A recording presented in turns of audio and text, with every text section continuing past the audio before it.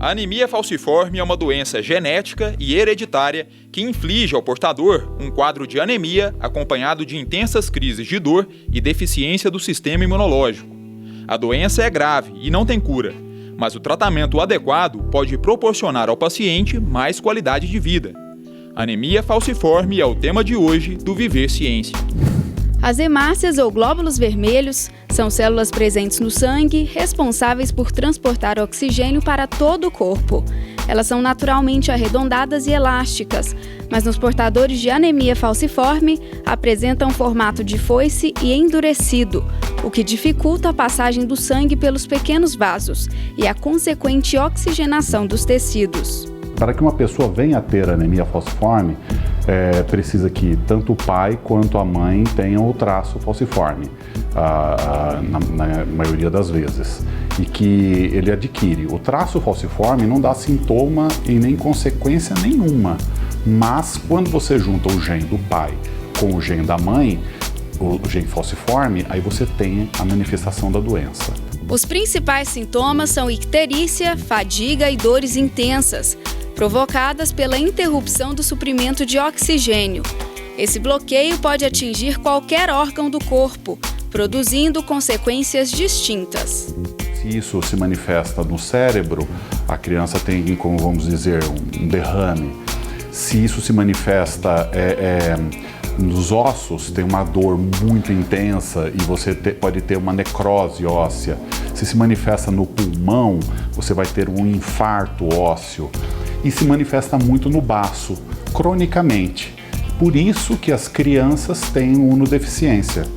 Esse baço acaba desaparecendo, consequência dessas crises, e nos primeiros 5 anos de vida, o baço é muito importante. Então, essas crianças que têm anemia falciforme, elas estão sujeitas a ter mais infecções por alguns germes do que crianças que não têm.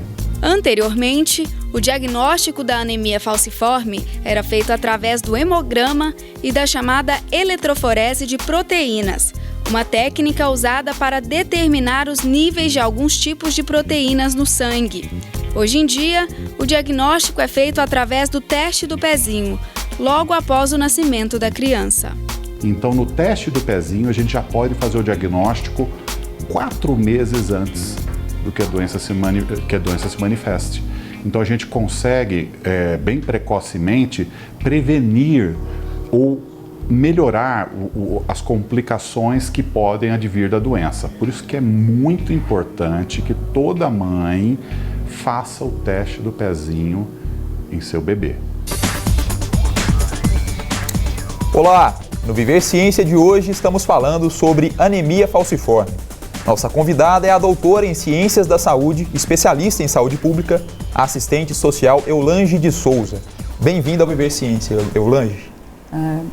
Obrigada, né? É um prazer para mim, que sou assistente social do Hospital das Clínicas, trabalho lá desde 1996 e estou desde 1998 no ambulatório de hemoglobina de hematologia, no qual tem o ambulatório de hemoglobinopatias que atende os pacientes com anemia falciforme. A gente vai falar daqui a pouquinho sobre esse ambulatório, né, no terceiro bloco, mas a gente foi às ruas de Goiânia, né, e selecionou uma pergunta sobre esse tema, anemia falciforme. Vamos conferir. Oi, eu sou a Mirs Rocha e eu quero saber, quem tem anemia falciforme tem que ter algum cuidado específico com a alimentação? A alimentação ela deve ser uma alimentação saudável para que os momentos de crise, como o Dr. Renato citou, eles tenham consequências menores, né, sejam mais suportáveis. Mas o que acontece?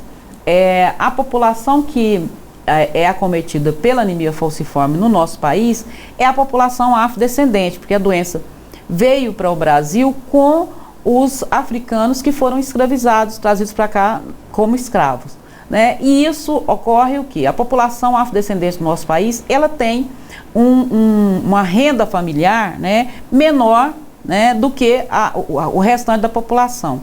E em função disso, a maioria dos pacientes com anemia falciforme, ele não tem condições de ter uma alimentação saudável, de ter acesso aos alimentos que tornariam a vida dele melhor e, inclusive, a doença com uma carga mais suportável. Então, essa questão da alimentação é um ponto importante para os pacientes que têm anemia falciforme. Por quê? Porque eles não têm acesso à alimentação e muitas vezes nem há alguns benefícios que poderiam melhorar essa alimentação. Uma outra questão que o paciente também tem que ter, que a pessoa com doença falciforme tem que ter, é a ingestão de líquidos, muita ingestão de líquido que ajuda no tratamento da doença. Né? Eulange, e qual que é a incidência dessa doença aqui em Goiás? E as nossas unidades de saúde, elas estão preparadas para diagnosticar essa doença? Bom, em Goiás, o traço falciforme, que é aquilo que o médico explicou, que quem tem o traço não tem a doença, mas se ele tiver um filho com uma outra pessoa que tem traço também, o filho deles pode nascer ou com o traço ou com a doença. Isso é 1 para cada 23 nascidos vivos em Goiás, né, o dado é de 2014. O traço falciforme. Então, a cada 23 pessoas, uma pessoa tem traço falciforme em Goiás. Ou seja, entre esse 1 a cada 23, ele pode provavelmente encontrar outro também que tem, e isso vai aumentar a incidência da doença. Agora, pessoas que já nascem em 2014, né, das pessoas que já nasceram com doença falciforme ou outro tipo de hemoglobinopatias, é 1 a cada 1.341. Então, é um número alto. Até 2013 era 1 a cada 1.400 e isso subiu, né? A gente fala desceu, mas subiu o número de pessoas que têm doença, que é 1 para cada 1.341 pessoas. Existe uma explicação para isso, Eulange,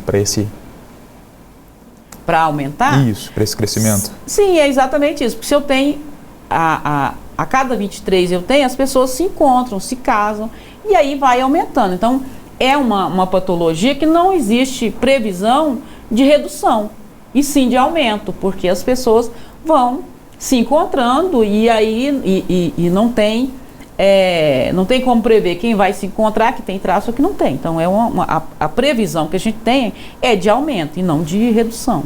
E sobre o diagnóstico da doença, as nossas unidades de saúde estão preparadas para diagnosticar essa doença? Olha, aí é que tá. Nós terminamos agora sábado, né, da semana passada, dia 7 de novembro, terminou o 8º Simpósio Brasileiro de Doença Falciforme.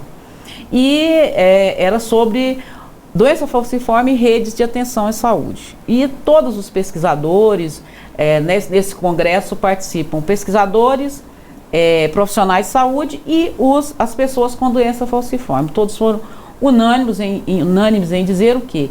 Que a nossa rede de saúde ela não está preparada nem para o diagnóstico, nem para o tratamento. Né? Em centros especializados, como é o nosso caso aqui, o Hospital das Clínicas, o Hemocentro e a APAI, ele tem acesso ao tratamento, quem tem doença falciforme tem acesso ao tratamento como é preconizado. Já nas unidades de saúde, que tem um papel importantíssimo, né? A rede básica de saúde, a estratégia de saúde da família, o agente comunitário de saúde, tem um papel muito importante na vida do portador de anemia falciforme, daquela pessoa que tem doença falciforme.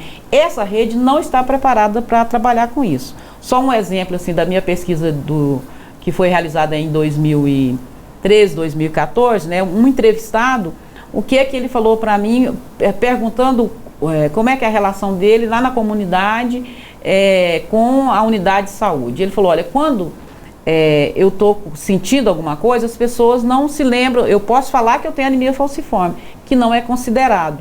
E porque a pessoa que tem doença falciforme, a urgência dela, em situação de urgência, ela precisa de outras providências que uma pessoa que não tem anemia falciforme precisa.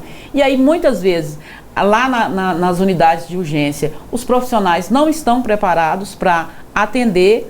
E a crise de dor, como o Dr. Renato colocou, a crise de dor é muito forte. Para você ter uma ideia, existe um instrumento de mensurar a dor. Ele vai de 0 a 10. A dor, quando ele está com crise de dor em anemia falciforme, é grau 8 ou 9. É uma dor intensa e é preciso fazer analgesia. E muitas vezes as crianças, principalmente, elas vão para a unidade de emergência, é aplicado um analgésico comum, mas se ele reclama que continua com a dor, o profissional muitas vezes, mas eu já te fiz uma medicação e vai ficar com essa, mas ele está com uma dor muito grande. Isso não só na emergência, lá no CAIS ou na unidade pequena. Às vezes, muitas vezes, no próprio hospital de grande porte, como é o nosso caso do Hospital das Clínicas, alguns profissionais ainda não consideram essa dor e a criança, às vezes, fica a noite toda. Isso também na minha pesquisa apareceu pelos profissionais médicos já do próprio hospital, que às vezes a criança fica a noite toda, porque o hematologista, que é o especialista, só vai chegar no outro dia de manhã, ele fica a noite toda sentindo dor. Bom, Eulange, a gente vai fazer um intervalo rapidinho e a gente volta a falar sobre o seu estudo daqui a pouquinho. Até já! Ainda hoje, você vai conhecer um estudo desenvolvido na UFG para o diagnóstico molecular da anemia falciforme. E ainda vai saber como funciona o ambulatório de hemoglobinopatias do Hospital das Clínicas.